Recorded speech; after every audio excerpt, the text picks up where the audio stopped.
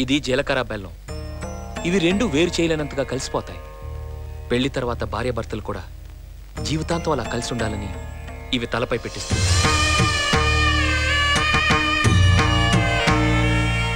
ఇది మంగళసూత్రం.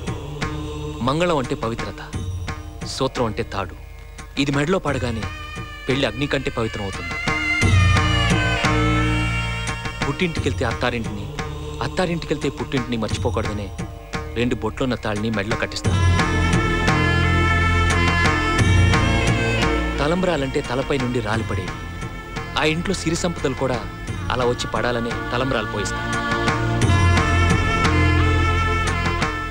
7 అడుగుల్లో ప్రతి అడుగుకి ఒక అర్థం ఉంది. మొదటి అడుగు అన్నపానాల కోసం, 2వ అడుగు సుఖ సంతోషాల కోసం,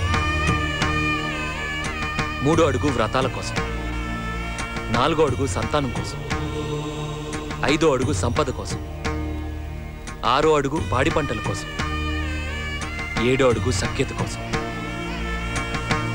ఒకరి వెంట ఒకరు 7 అడుగులు నడిచి 6వ ప్రాణంగా 5వ తనాన్ని మూటగట్టుకొని 4 దిక్కుల సాక్షిగా 3 ముళ్ల బంధంతో 2 జీవితాలు ఒకటయ్యేదే పెళ్ళంటే.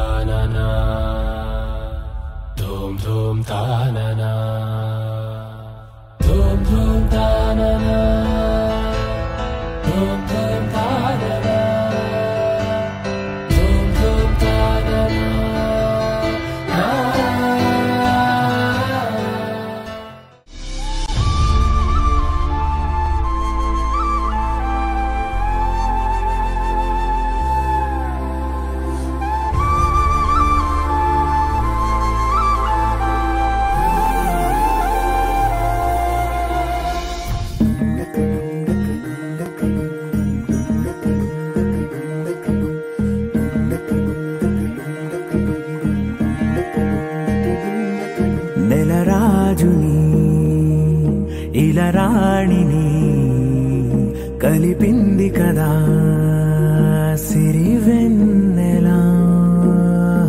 దూరమా దూరమా తీరమై చేరుమా నడి రాత్రిలో తెరలు తెరచినది నిద్దురలో మగత మరిచి ఉదయించినదా కులుకులొలుకు చెలి మొదటి కళ.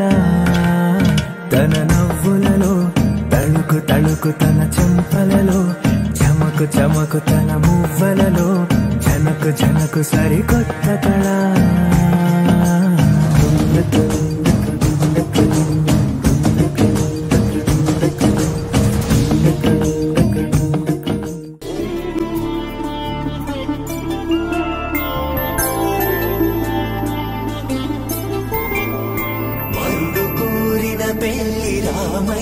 పెళ్ళి వధువు ఎవరో కాదు సీతమ్మ తల్లి.